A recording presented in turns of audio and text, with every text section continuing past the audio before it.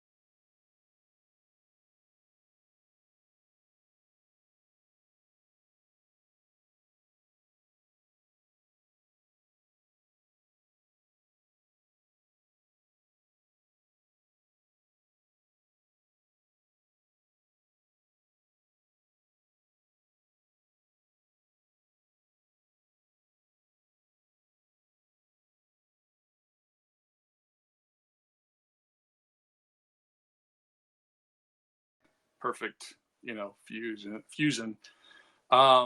Yeah, so that was like, when I first started wanting to break out and just like figure out what I'm going to do career wise. Acting was the thing, and I signed up with this agency, and I got an audition, and I didn't even really have to audition. They didn't give me any script or anything, but I just, I went in, they looked me over, they're like, okay, you're going to go tomorrow to the set. And I'm like, but what is it? What's the show? Like, tell me, like, give me more info. And they're like, oh, it's Twin Peaks.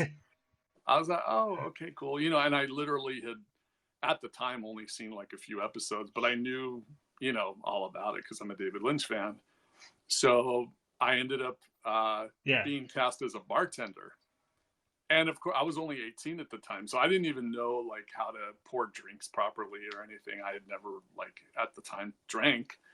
So they put me behind the bar, and I didn't really have like a specific, the script was very evasive. It was just like you're like the bartender, and I had like, I had to make this phone call, and my line was very like evasive. And David Lynch was directing the episode, but I never saw him. He was behind like a podium with a big like what are they called, the speaker megaphones. So he was directing from like this foggy dark background, and the whole place, it was in the bar.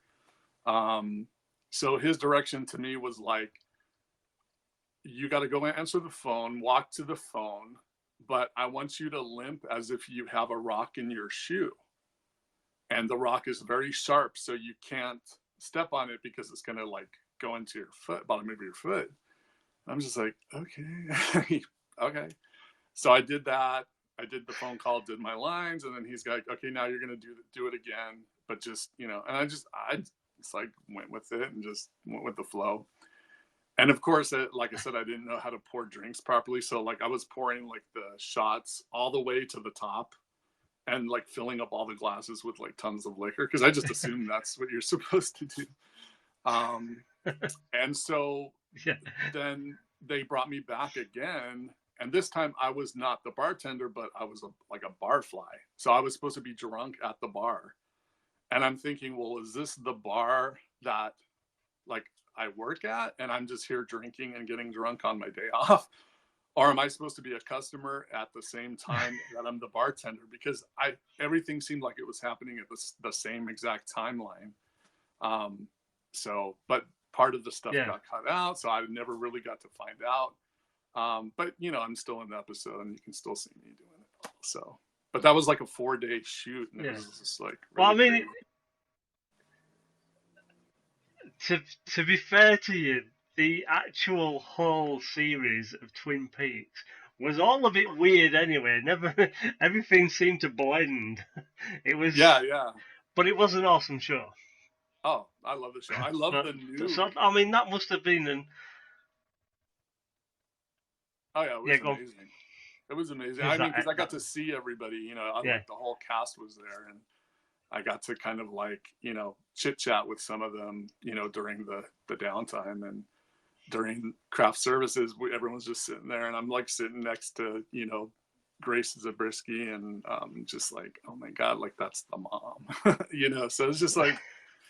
Laura Flynn Boyle was there. She was actually like, she had a dog with her, and the dog kept running up to me, and I kept, like petting the dog, and she kind of got mad. I was just like, I'm not doing anything to your dog, but why? Like, I don't know. She was fun though, because I mean, that was just the. It's your dog. I think, like that was, I think, her persona. On the show, she played like this really like sweet character, and the innocent girl next door. But in real life, like she was just like, I'm not saying she was a diva, but I just thought it was funny. Just like I could see, I was just observing everybody on set, and it was just very interesting. That was like my first kind of foray into like a real film set, and being able to like soak it all in and soak it all up. But at the time, I never thought I was going to end up being a filmmaker. I mean, that was like a couple years before. Like I transitioned, so. Yeah, it was a good experience looking back though. It was to be honest, like that, to be in Twin Peaks for your first sort of like moving, that must have been mind blowing as it was. It's like, when you really knew who it was. If you're a fan of fan of David Lynch and that, and you're like, oh yeah, like you think he's surrounded by all these awesome people at the same time, but you get to know these people as well. So, well, and the funny thing is, because also Cher's in the chat as well. Oh, hey, Cher. Right after that, I started working at Roger Corman's Concord Pictures. So I was actually the receptionist there while they were making probably about like 4 or 5 films. And my next acting gigs were ones where like I was literally sitting there answering the phones, and then be like, okay, we need you to go onto this one scene, and you're going to play like, one of the guys in the jail lineup. And, that was just,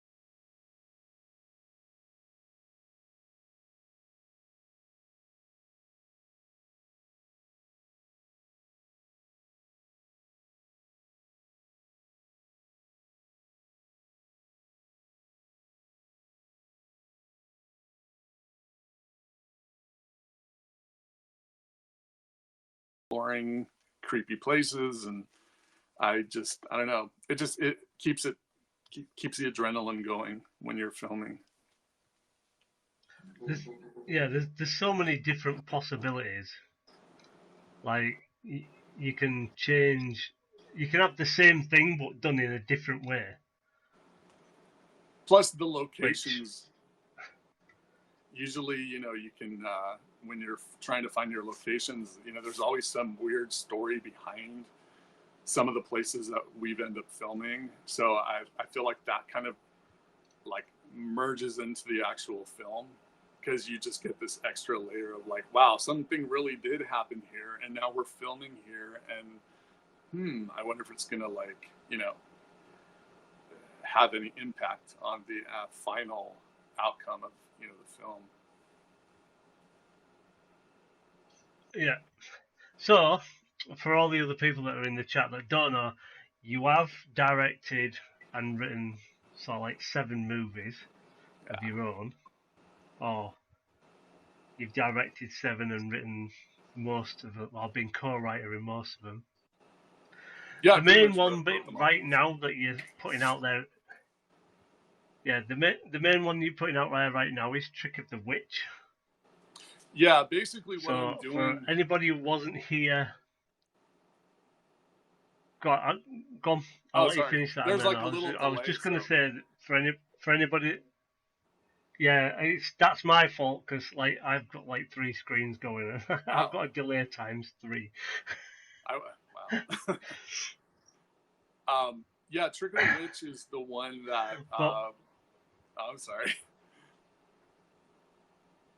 No, you're right. Go. I was just waiting for you.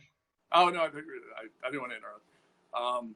So I've basically made a bunch of films, and they've all played in movie theaters, because that's my whole thing. I grew up in the world of. My dad used to run some of the movie theaters here in LA. So I always, spent my whole childhood watching films in theaters. So when I became a filmmaker, I felt like there was such a stigma of people who would make a film and it would just go straight to DVD. Like people felt, oh, well, if it went to DVD, then it's not even worth watching. So my whole thing was like, any film that I make, I have to release it in a theater. I have to be there with the audience and experience like my film on the big, huge screen. So that was kind of like my number one, thing when I decide, if I'm going to make a film, am I really going to be able to get it out there and, have distribution, or like, have enough theaters to where it plays constantly.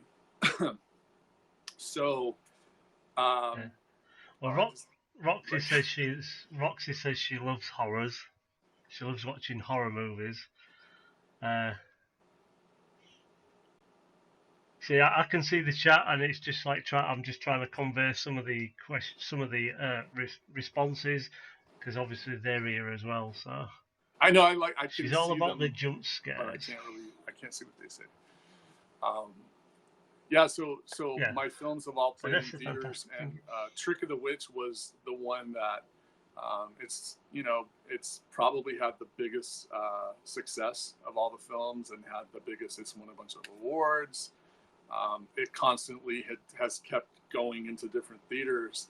So I avoided putting it out on Blu-ray, because it was like, once it stopped at one theater, like a film festival would invite us and be like, hey, do you want to show your film? So basically, during the pandemic, I was going to do a double feature of my most recent film, which is Heavy Makeup, and then have that play with Trick of the Witch and do like a little, like city to city theater tour. And then of course the pandemic came, and that like threw a big old wrench into the whole thing. And so I thought, well, you know what? Let me put it out there for people to watch. It'll help get the word. People ask me, how come I can't see your films? Like on Blu-ray or Netflix. So I went ahead and just said, okay, I'm going to put it on YouTube until Halloween. So watch it now, and then after Halloween, I'm going to pull it, and then in January we're going to do like a theater tour. And I have all of my other films that I've been like remastering, for the whole like all the 4K high def stuff.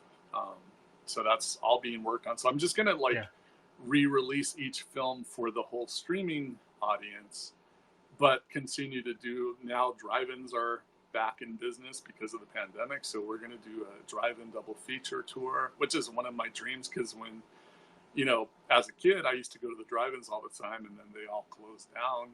And now because of the pandemic, they've reopened up. So I definitely want to see my films play at the drive-ins and continue, showing them at theaters. But now I'm like, okay, let the home audiences watch. Let me go ahead and put them out there. Yeah. So Trick of the Witch is out there right now. It's on my YouTube channel. Just type in Trick of the Witch, Chris Morrissey, and it's there. Which actually, if this works right, I didn't have this set up properly for last week when Cher was here because I was having a lot of technical difficulties. But for anyone that wants to see it, I don't know if you can hear it. But that's one of the trailers. One of the fun, crazy trailers.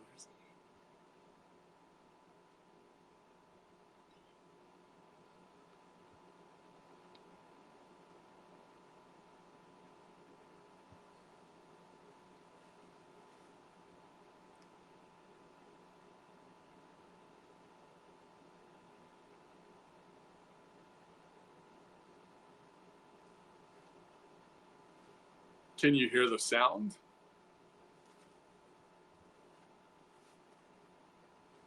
Have you not got sound? No, it's just the image. There's no sound. Can you hear the sound? I had this working earlier as well.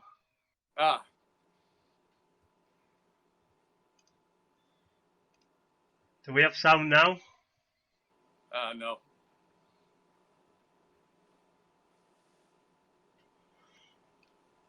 I'll tell you what. I did have sound.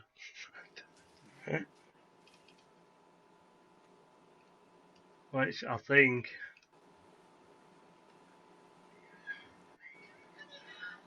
Oh. Do we have sound now? I think there's a little bit now. Yeah. Okay, now there's sound.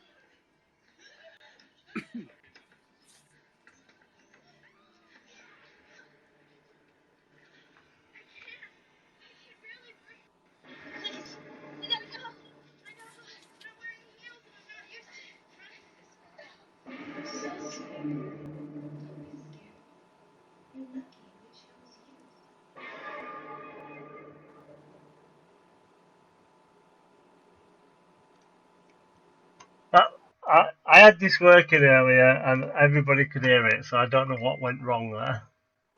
But it's okay. That does give you an idea of if you did hear the rest at the end of it, then that's fine. Why I need to speak to a technical person. Yeah, I need to speak to a technical person about all this because I have no idea what's going on. I am not technical whatsoever, so I really need to find somebody who knows what they're doing to just come and set it up for me. I've got most of it set up. I'm not good with the rest of it. I know, it's I'm not used to this app yet, so it's I'm still I can't really see the text, but if anyone's saying anything, that's why I haven't answered any of the text. I think it's time. I think it's amazing that you found a way to provide entertainment to everyone during the uncertain times.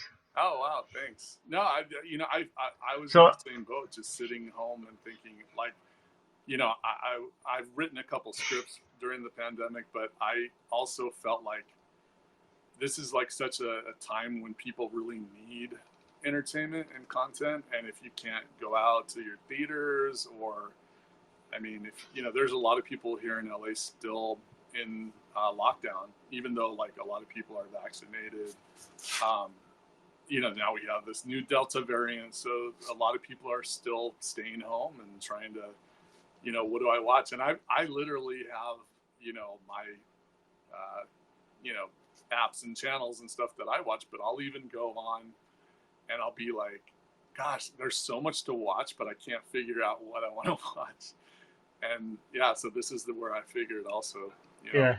Hey, you know what? Let me throw my films into the ring, and if people want to watch those, great, and hopefully they'll be entertained. And that's my main thing, with making films. I just want people to, enjoy them, smile.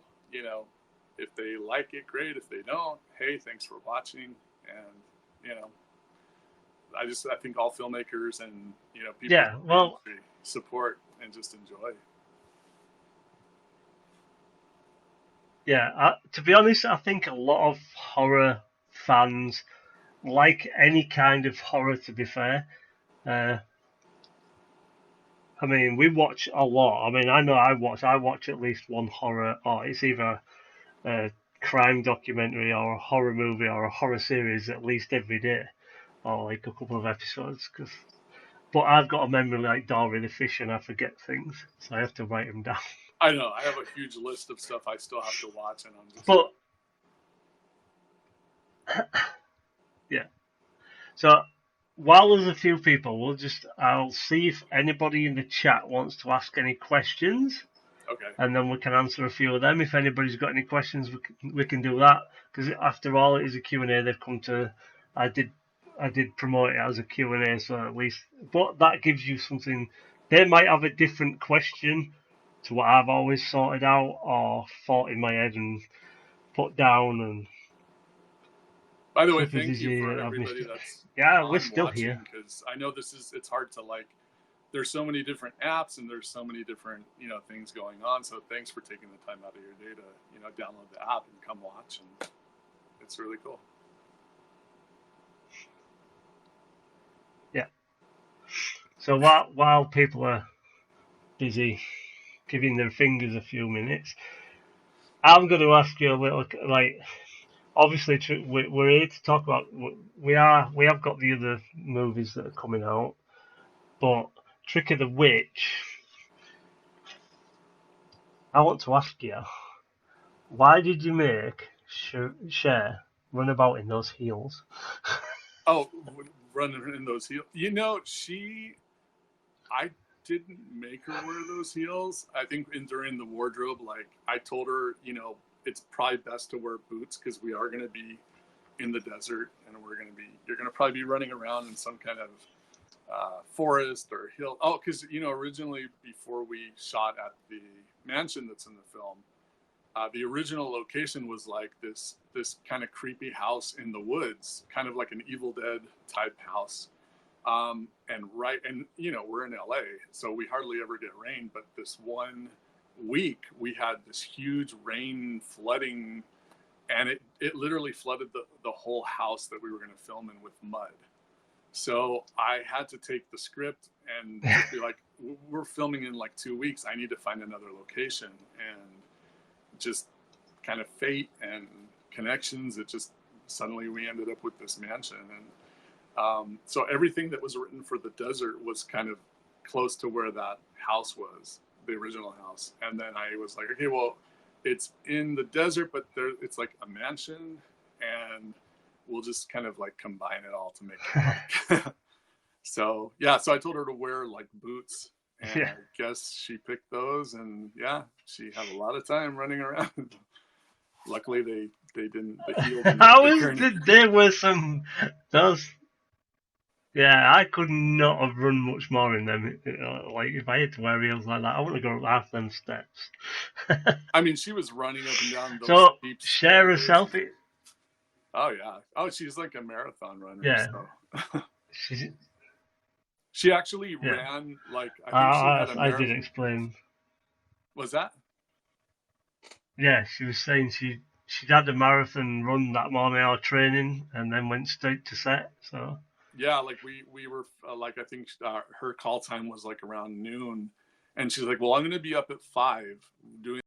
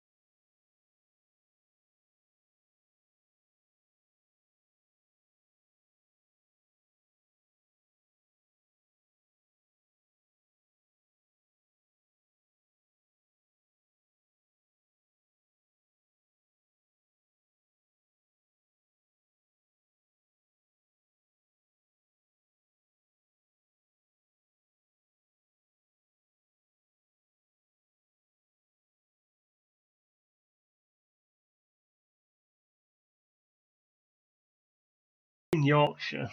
Oh, okay, Well, cool. people Like, say Yorkshire, but I'm in Yorkshire. see, that's So, on my to-do list. Like, I haven't been to England yet, and I'm definitely, before the pandemic, I was like, okay, I'm gonna go to London. I'm gonna go to France. I'm gonna go to Italy. So hopefully that'll still be possible yeah, sometime. everybody goes to London. Everybody goes to London. It's jam packed with people. I'm out in the sticks, Oh, where okay. things could go missing. Oh.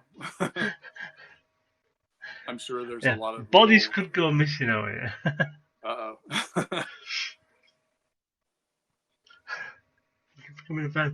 So, Trick of the Witch also was from from a perspective of going like, because you've done it all. Would you say that directing is more fun for you than actually the acting part? I think now it is, because back in the early days, like, I always, even though I was directing films and writing them, I always felt like, okay, but I still want to do, acting. So I would have filmmaker friends that would be like, hey, I'm shooting this short. I have a role for you. And I'm like, okay. But then the more Yeah, I would get in front of the camera after being a director, I would get in my head too much, because I'm thinking about, like, okay, the lighting, and okay, well, if this other actor's coming this way, like, this is how I should, so it would kind of trip me up a little bit. I think because now I know too yeah, much technical stuff. So I think now it's funner for me to be like, almost like, it's like playing like the puppet master. You've got all your characters, you've got your camera, you've got everything, and you're just like creating this whole world, and just, everything's just kind of like as if you were a little kid making like make believe. So I think I like filmmaking now more. I enjoy it yeah, much more. yeah. You got used to telling people what to do. Well, yeah, I know, but it's just also because, like, you can try different things out, and then, like, when you see the footage the next day, and you're just like, wow, you know what? Like, even though it's written in the script like this, I could make a little bit of a tweak or a change to it, and, like, it can become this whole new, like, thing that I never even thought of before. So sometimes even in the editing, like, I'll switch some scenes around, or I'll use some takes that I never thought I would end up using, and it just gives it such a new thing to the film. It's such a weird, like, puzzle to put things together, and I'm always looking Yeah, forward to the final outcome of the film, because I kind of feel like they make themselves the films. yeah. So, do you want to let people know a little bit? Give them an outline of what, like. So we'll start off with, say, Trick of the Witch, because that's out now. So you give them an insight to what they can expect, and Oh, then like you can what give they're them a about. little insight. We'll do heavy makeup. Okay, Yeah, so it's Trick. just so people have got a taster. They've got a little taster of what to expect before they go watch it. It's like a trailer as such.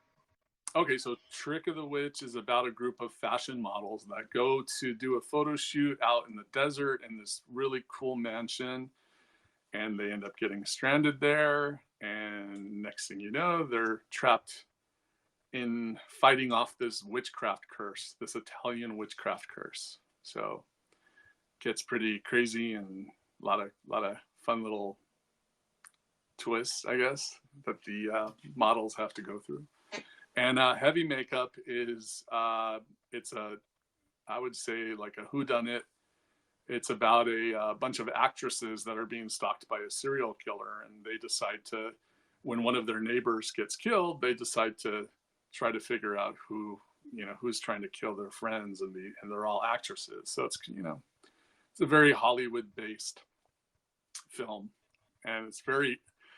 I have to say about heavy makeup, the one thing I did when I made the film was I was the only one that had read the whole script. I wrote the script, knew everything that was going to happen, and I split everything up. And the producer didn't even know. Like, I let the producer read, the majority of the film, but I didn't let or read the ending. So I did the whole thing where we literally had everybody sign confidentiality agreements, and every actor only knew what was going to happen in the scenes that they filmed, but nobody knew like the whole outcome of the film. So when we had the premiere, like they all got to.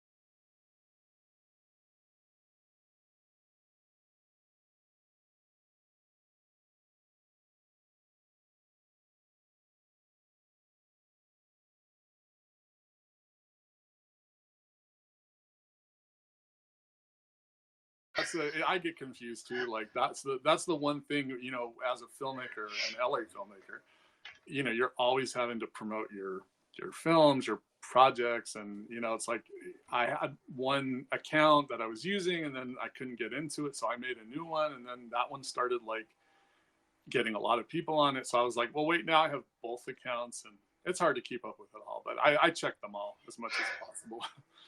I try to. Yeah. We, I was, well, I did ask anybody if they had any questions, but there wasn't many questions tonight.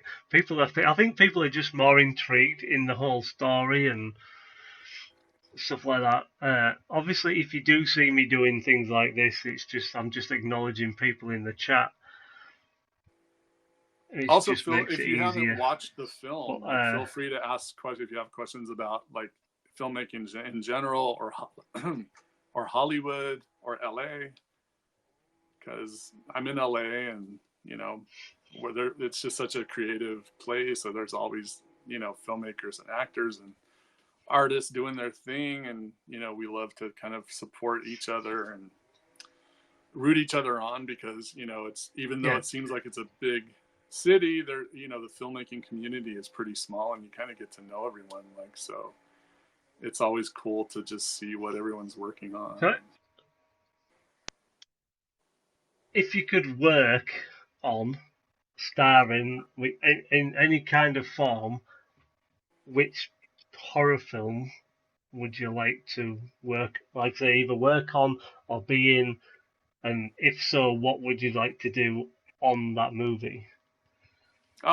Well, I love the original Dawn of the Dead, the 1978 Dawn of the Dead. So, like, to me, fighting zombies in a mall, that just sounds like it would be so fun. And you know, I would do like any kind of horror film. You know, I like a Friday the 13th, or um, I like all horror films. So I think as an actor, that's like the Yeah, best thing to do, because you get to have fun. You get to just like do all this crazy chase scenes and get all bloody and special effects. Oh yeah, like when I did the Day of the Dead remake. I mean, that was just for like, I don't know, 4 or 5 hours. They were just putting all the different zombie makeup on, and when after we shot, like I drove home, I just wanted to keep it on, you know. So I drove home with all that on, and of course, people in the next cars were like, "What's going on? Like, what are you doing?" So that was fun. You know, I love like yeah, special effects, and you know, it's just fun to do horror films. yeah. That would have been fun. I mean, to be honest, I would have enjoyed that as well. I would have relished in the fact driving home looking like a zombie. Oh yeah, it was great. I actually drove down my I actually drove down my street in my clown costume the other day, and there was people out looking at me like I was crazy. But That's another thing. Like, You it's gotta do August, what you but gotta do. everything now, like, I just went in some store and like they had all the Halloween stuff and the Christmas stuff up, and I'm just like, wow, it's already that time. Like, it's got to figure out like what kind of costume to wear for Halloween. Yeah, I don't really go out because I usually work evenings, so that's why I'm always to and fro with different stuff. But I wear my costumes like at least once a day, every day. So Oh, by the way, I have congratulations! no. Your short got into a festival. So your short films, congratulations. Yeah, yeah. It was.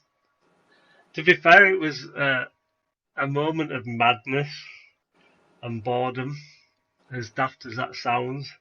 At 1 o'clock in the morning on a Saturday evening, I just decided. Originally, it was going to be like a long TikTok, uh, and it turned out to be a little bit more than that. It's only 3 minutes long, and I did it all off my phone. I Oh edited wow. it, added the music. I did everything on my phone. Everything that's in the movie was done on like just using my phone. Oh wow.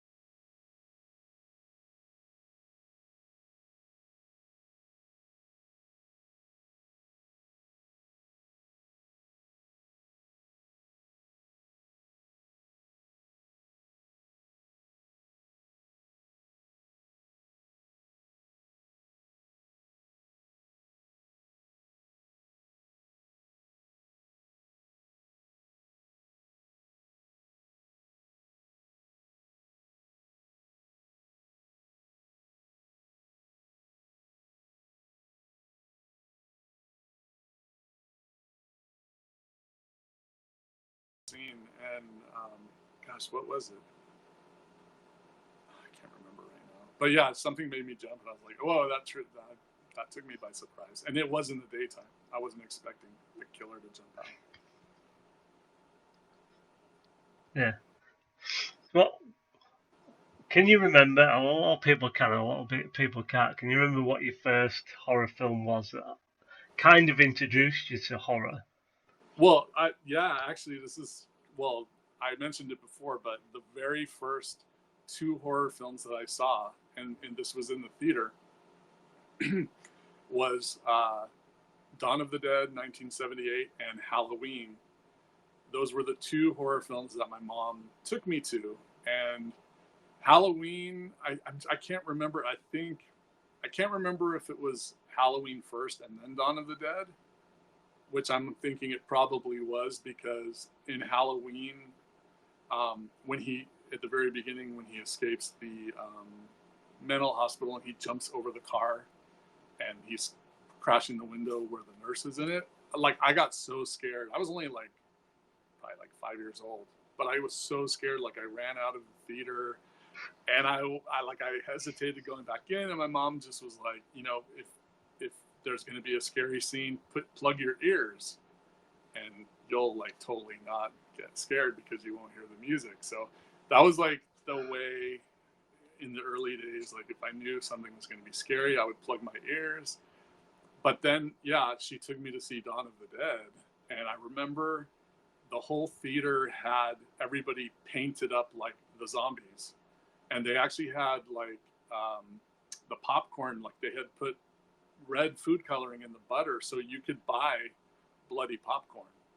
And this was at the theater here in LA. Like, that was their big like promotion, and I can't believe theaters, they don't do that stuff anymore. But yeah, that was it was almost like going to Disneyland, but like a horror movie, because it's just like I saw all these zombies in the theater, and I'm like, Yeah, the bloody popcorn was like a big mess, but I just remember seeing the film, and it was so like epic, and I was only like 5 or 6 years old, and then I just was like, wow, like this was such a fun experience. Like, bring bring on all the other horror films. And then I had to beg my mom to take me to more because she didn't really want to see all these horror films. But yeah. Yeah. Five or six is like, I don't think anybody would have been able to get into a horror movie over here at that age. But I mean, I remember like when Maniac came out, my dad, like that was my dad, like they wouldn't even let me in to see that. My dad tried to buy the tickets, and I just remember they were like, no, it's like no one under 18 can get in at all. Like it doesn't matter if you're with the parents. It was Maniac and Mother's Day. They wouldn't like let anybody under 18 see those. So we ended up seeing some other movie, and I was so like disappointed. And I tried to like sneak out to go, oh, I'll be right back. I'm gonna go use the bathroom, and then sneak into the movie, to Maniac. And I got caught. Like they literally saw me go in and like said, no, you can't go in. I was like, I have to go watch like Snow White or whatever was playing, some cartoon at the time. Yeah. that must have been disappointing from a horror film to some sort of cartoon that you really don't want to watch. But I mean, that was the thing, because like they're from the industry, so they knew that I knew that it was all like special effects and fake blood and all that. Like if they thought that I was going to take it serious, like they probably wouldn't have wanted me to see them. But before watching them, like my mom's like, okay, this is just actors doing all this crazy fun stuff, so just keep that in mind when you're watching it. And I'm like, okay, cool. Okay, now I want to make films. yeah. It's like the saying that the media keep trying to paint horror films onto people who commit crimes. You probably get it a lot over there as well. Oh well, he watched this and he committed this, so we're blaming this movie for that. And it's probably the people who haven't watched horror films are the ones that are like,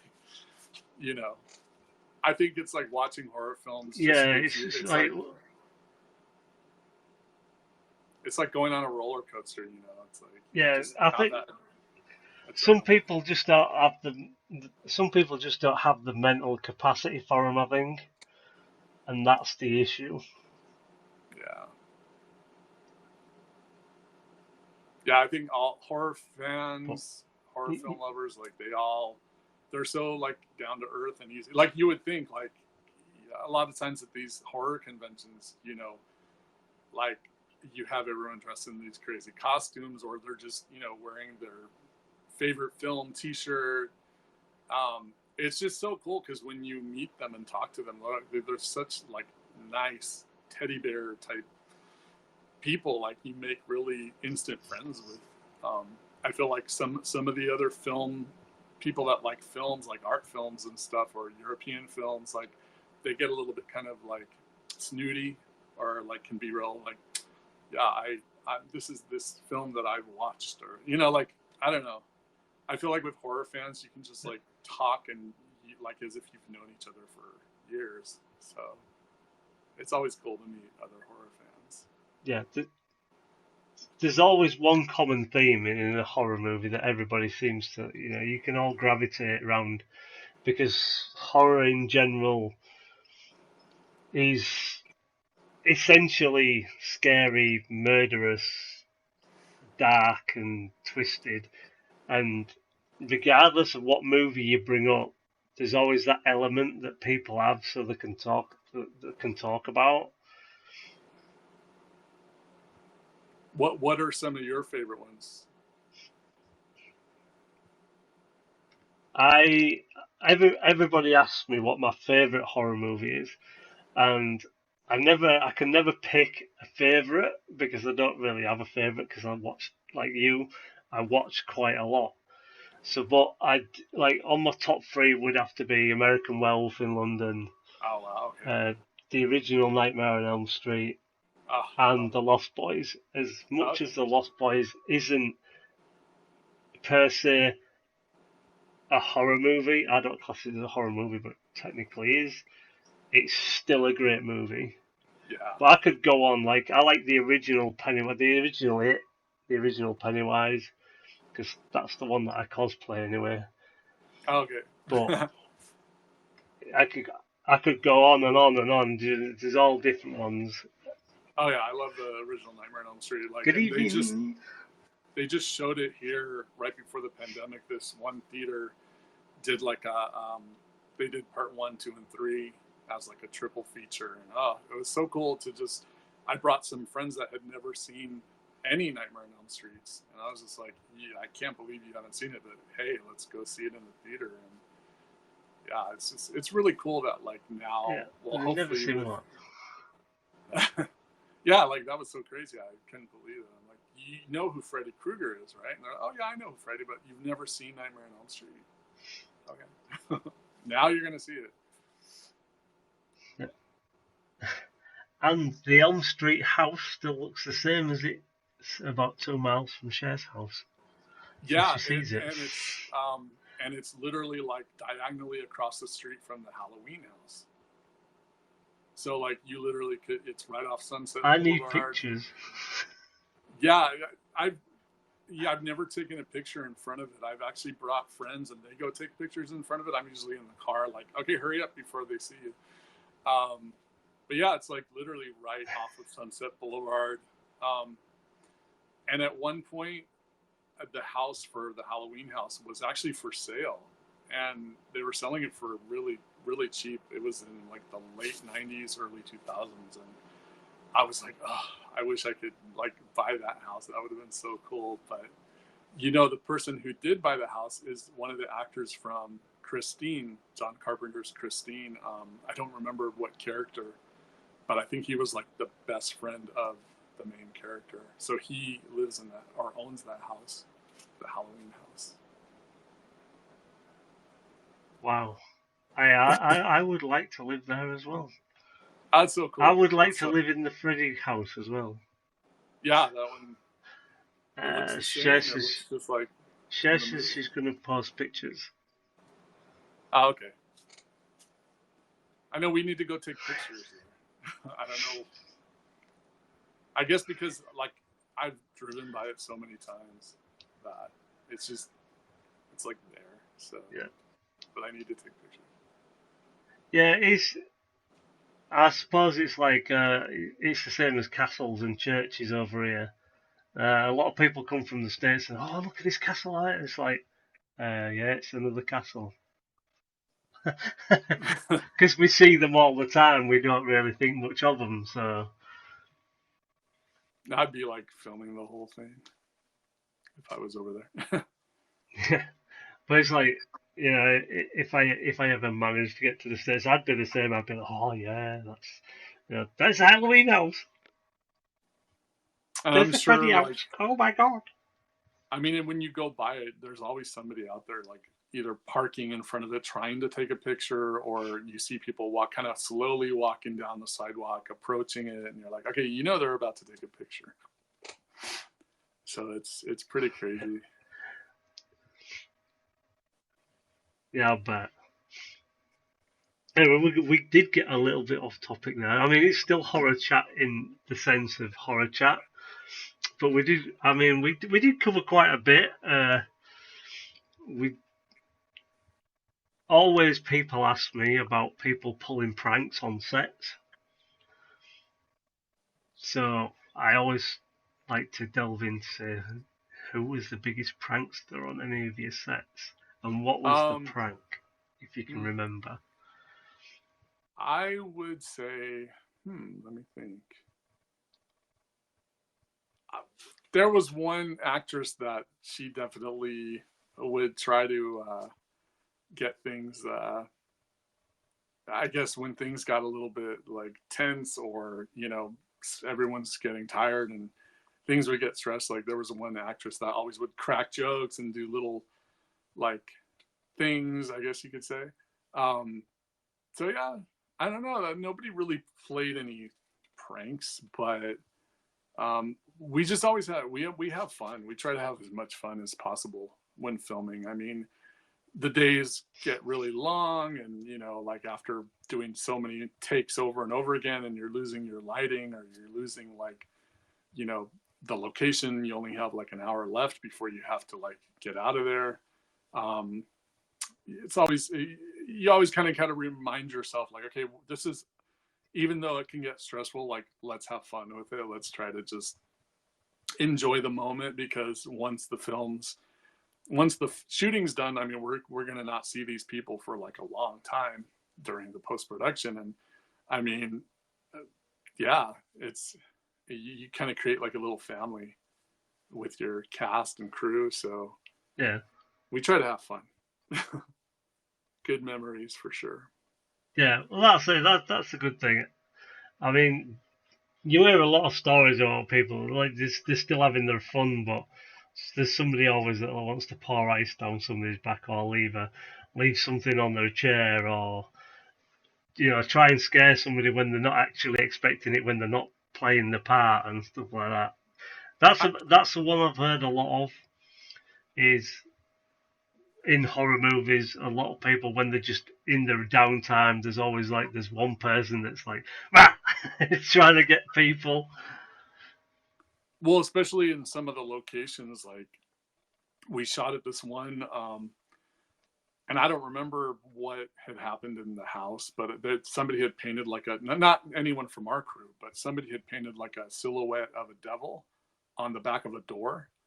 And it was there like in that house for whatever reason. And like nobody wanted to go into that one room because of that painting on the back of the door.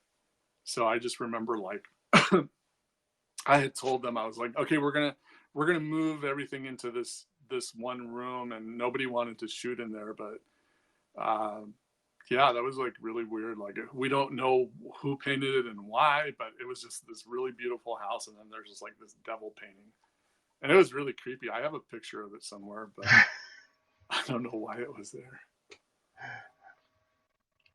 Oh my. Well, if you've got anything else to add, I will leave the floor for you to add unless there's nothing you need. But I, for one, like, obviously I've been posting it. Trick of the Witch is on YouTube now for everybody to go watch. Yeah, And check out yeah, Trick of the Witch. I appreciate you coming on. Oh, thanks. No, I thank you for having me. This has been great, and thanks to everybody who's come on and chatted. I can't see the chat, so I'll read it over later on. Hopefully it stays up. I don't know. But yeah, go watch Trick of the Witch. Have watch parties with your friends. It's definitely a movie that you want to have like pizza and drinks, and just watch it, enjoy it, post about it. It's only going to be up until Halloween, so we'll probably take it down like November 2nd. And then Heavy Makeup will be coming next, yeah. And then Superstar, Female Serial Killer. I was going to say, didn't you say you was going to be releasing one on Halloween? Yeah, Heavy Makeup is gonna be the next one. So Heavy Makeup's next. I don't know if it's gonna be on Halloween or maybe like the week before, so people have a chance to watch it. Excuse me. So Heavy Makeup's next. Will that still be on YouTube? Yeah, we're gonna do YouTube, and then we're gonna do a theater and drive-in tour here in LA in like January or February of the new year, as long as we can with the whole pandemic, if it's safe. I'm talking to the different theaters, and things keep changing day by day, so we'll see like if they're back open. And yeah, so in the meantime, watch them on YouTube, and then we're going to do some more theater screenings, and then I'm working on doing a Blu-ray release, which will have like deleted scenes and the director's cut and the film festival cut and all this crazy bloopers and all the fun stuff. So sounds amazing. Keep your eye out. When you get the DVDs and everything sorted, will people be able to get them from your website, or will it be? Right now, like I'm trying to talk with some of the DVD labels. I'm hoping there's a couple that I really like, and if we can work out some kind of deal, maybe they can do like a limited edition run with like a slipcover and all the stuff people like. If not, I'll just release it myself. So that's all kind of up in the air, but hopefully by like the beginning of the new year, I'll have some news on that. And just keep an eye out, because these films are going to be kind of bombarding everybody, as they keep coming out throughout the months. Yeah. So just watch and enjoy, and, feel free to interact with us. Follow us on social media. We love to like support other artists. And if you have films that I also curate film screenings. So when things go back to normal here in LA, I have a film screening series that I do with one of the theaters. So I'm always looking for new films to like discover and help promote and just get the word out there. So yeah, like just send me messages and I'll fill you all in and all the details. Yeah, you said you're doing the conversion to like 4K and stuff like that, but as an idea, have you ever thought about, obviously on your website, you could maybe, I don't know if this would be an idea, but you could release them to buy as a download?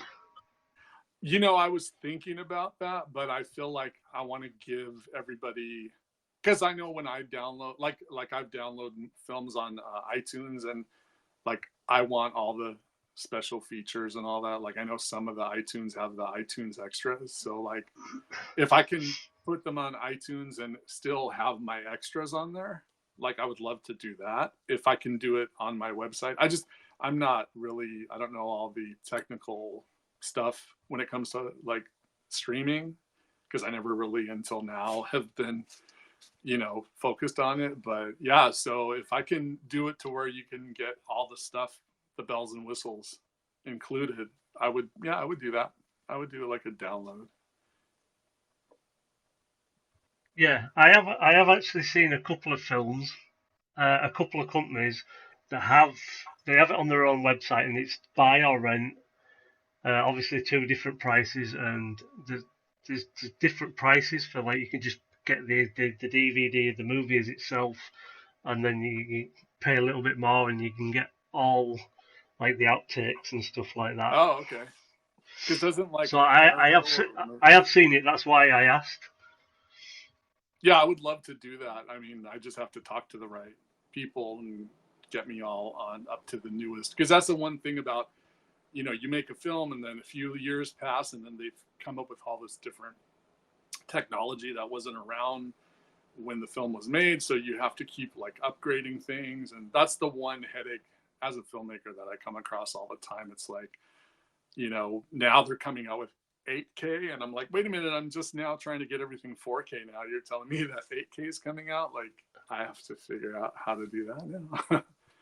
So it's just one thing. Yeah, I think a lot of people are still on 4K though, aren't they? I mean, I don't think there's the technology to run 8K just yet anyway. Yeah, I mean, my television, like I just got a 4K television, and like to me it looks the same, but I still have stuff that's coming out where it's like, okay, we're coming out with the 4K version. I'm like, okay, I guess I'm gonna have to, like, if it's a film I really love, like I'll go ahead and triple dip and end up buying it. But yeah. And to explain it to other people who don't know, like people are like, oh, I'm still watching DVDs. And I'm like, but that's like watching it like a VHS tape nowadays. Like you have to upgrade and, Yeah. So it takes a while to like get used to all these formats. You have to go Blu-ray or above now, I think. Everybody's Blu-ray or above. I mean, just when people are set with Blu-rays, it's like now they're coming out with, all the new stuff. And it's just like, okay, I guess I'm going to have to like upgrade. Yeah. Which must be like for you, it's more of a learning experience because you're having to learn that skill for the next, to be able to keep moving on, because that's what everybody wants. So Yeah, because the next film that I shoot is going to be in 4K, and all the other films, we didn't shoot them, in 4K. So now it's like the editing, the files are bigger, like everything's just so, you have to have everything, up to snuff. So that's like the one thing, like when it comes to making another film, it's like, okay, well, just keep in mind, we have to do this now, and we have to like make sure we have enough hard drives and space, and it gets pretty crazy, but that's the joy of filmmaking, I guess. yeah, I've heard 4K takes up a lot of hard drives. Oh yeah, like just doing a little 30 second clip that I was testing out, I think it took like half of my external hard drive, and I was like, why? Like, what's going to happen when I have like an hour long, like a 2-hour film, or an hour long, whatever. It's crazy. That's when you dip into like a computer room that's just got nothing but hard drives in it. That's why when you said you have 3 screens going, I'm like, gosh, I can't even keep track of one screen. How could you keep track of 3? Now, well, technically it's one screen, but I've got three bits open. Oh, okay. Which I'm still learning. I still like earlier on that clip was working fine and everybody could hear it, and I don't know what happened to it. Ah. I probably clicked a button and just changed the audio somehow. But I think they got the image, the message of it. And it's better. That means you've got to go Oh, watch yeah. it now, so you can Plus, even watch it with the sound yeah, on. exactly. Go watch it. It's a Saturday night. Well, here it's Saturday afternoon, but wherever you are, go watch it. You have until Halloween, and hopefully you'll enjoy it. Yep. And you should think about. I would say think about putting that one on for people to download if they want to after Halloween. Give them a limit. If they've got a limited time to go watch it for free. But if you want to watch it and you want to own it, you're gonna have to wait till after Halloween. Yeah, I think iTunes, like I can probably put it on iTunes and what is it, Amazon Prime. I could probably do that. I don't think Amazon Prime does like the extras, but maybe I'll just put the film for an Amazon download. But yeah, the Blu-ray is going to be exciting. That would be because it'll awesome. have a At lot of least stuff on it. Yeah. Because the version of the film that's on YouTube is it's like 90, I don't know, it's like an hour and 40 minutes, I think. But the original film festival cut that we premiered at the New York Film Festival, that was like almost 2 hours. So there's a good like 20 minutes that we cut out. So those extra scenes, they'll be on the Blu-ray, and there'll be the current cut that's out there on YouTube, and there'll be the film festival cut on there. Plus there's other stuff I cut out. So I'm sure there'll be a lot of deleted scenes just to have. It's fun to just see what didn't make it.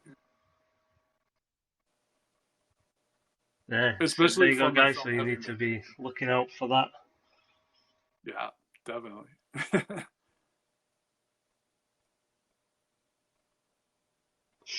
Everybody needs to look out for that. And also, guys, you've got till Halloween to go watch Trick of the Witches on YouTube. And did you say Heavy Makeup, the second one that you're releasing? Yeah, Heavy Makeup, that's the next one. That's my most recent film. And during, that one, we had a pretty good turnout. A lot of people, it played at 2 film festivals, won a bunch of awards. It's a very twisted kind of, a lot of twists and turns. There's, kind of a lot of craziness to it. It actually can almost be, and I was just saying this to Cherie, because she's also in Heavy Makeup. if you look at Trick of the Witch and you watch Heavy Makeup, it almost could be like an unspoken sequel to Trick of the Witch.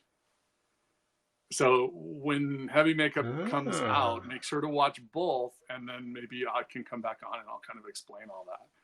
But we were thinking of making a sequel to Trick of the Witch, but it kind of dawned on me. I'm like, Heavy Makeup does have a little bit of a Trick of the Witch vibe to it, so it could be a little bit of a, like a David Lynch version of a sequel to Trick of the Witch.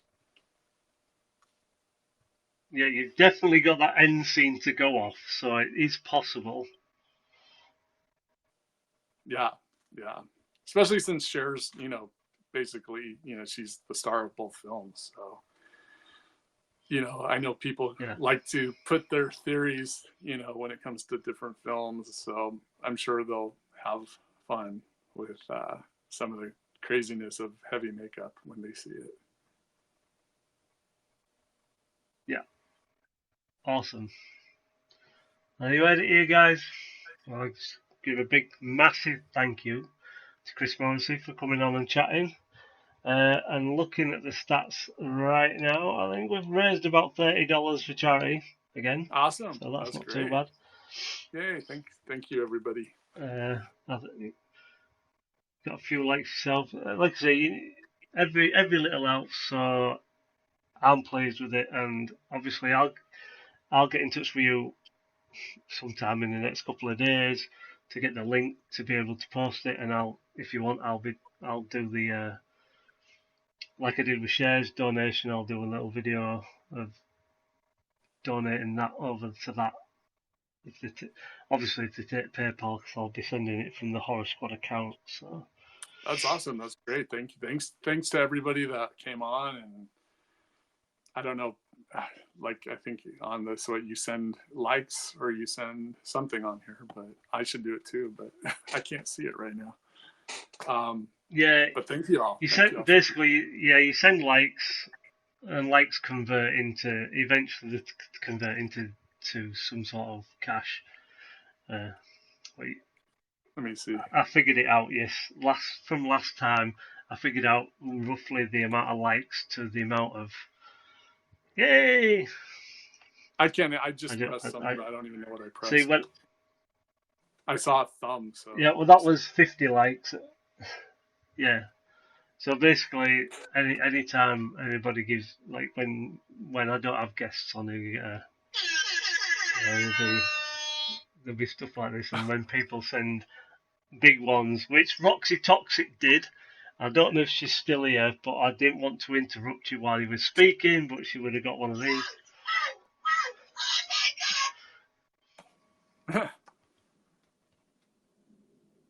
Yeah, so it's just a little bit of fun for them to have while we're, just to thank you. But thank you for coming on. I appreciate it. I appreciate you taking the time. I hope you've enjoyed yourself. If nothing else, I love it. I had a great time. I know we get off topic, but at the end of the day, I like to just talk about everything and anything in general. It's been great. You've gained a few fans, and yeah, you should pop on more often. And like I said, when Heavy Makeup's released, well, I think because what we'll do is because I can have 2 people on. Well, I can have 3 people on, but we'll grab Cher and we'll put Cher. We'll have you and Cher up together. Okay. And then that sounds perfect. I was gonna say something then, but that would have been totally it would have come across completely wrong. Thank you for inviting, Frank. But so I will try not to say that. Thank you for the 400, Kadia. I was gonna say, well, come on, we'll all have a threesome. I mean, let's threesome chat. Well, yeah, it's just where things come out. You just got to be careful what you say. It's like, yeah. No, thank you all for. But yeah, I've enjoyed it. No, thanks for coming on here today, and thanks for having me. And I hope you guys watch the film and enjoy it. enjoy like the rest of the weekend. It's August, so it's summertime here. I don't know what it's like over there weather-wise, but yeah. Was it rain? Is that you had that flood? Raining. Is that from the rain? Oh. I love the rain. No, it was a burst pipe under my bath, so I currently have no ceiling, no light or anything in my kitchen. So. Oh God! Well, I hope it all gets fixed. It's going to take about a week to dry out. I stick to my commitments as best I can. Get all my own work done, and I take things seriously. If I invite somebody on, I want it to be right. I want it to be done.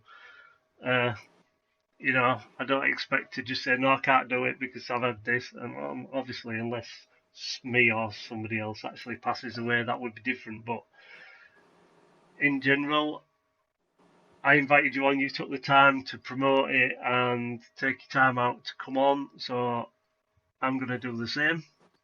Oh, no, thank you so much. And I just like that.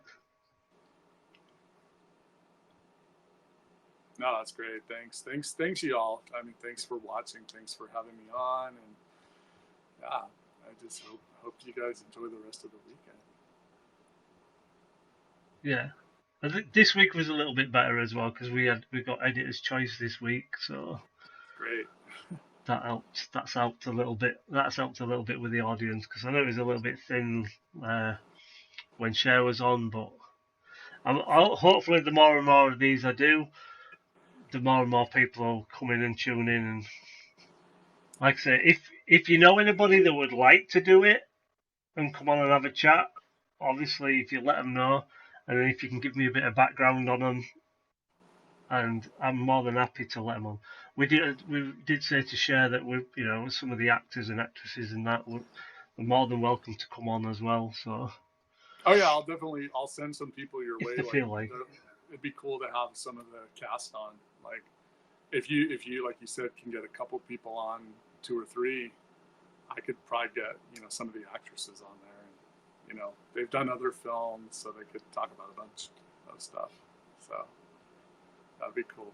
Yeah, that's what I mean. It's like obviously once I get to talk to the person or whoever, they can send me just what they've been in, and then I can go around and I'll pursue the interweb and find out what movies they've been in, what roles they've been in, and hopefully have a few. Most of the questions end up being roughly the same because everything is almost the same in the whole genre of it.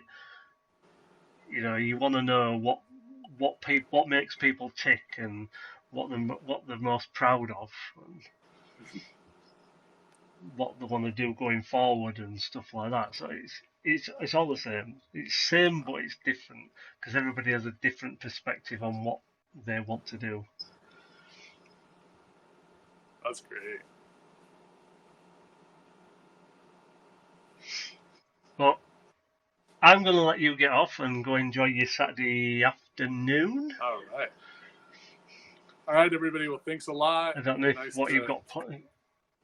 Oh yeah. All right, you got guys. Any plans this afternoon? Just I have to continue working on some film stuff, so I'll be on the editing bay doing some post-production stuff today, and then later I'll probably watch a movie. Yeah. So. All right. Well, have a great rest of the weekend. Thank you for having me on. You're welcome, everybody. Big round of applause for Chris, and thank you very much for being on. Thanks so much. Take care, you guys.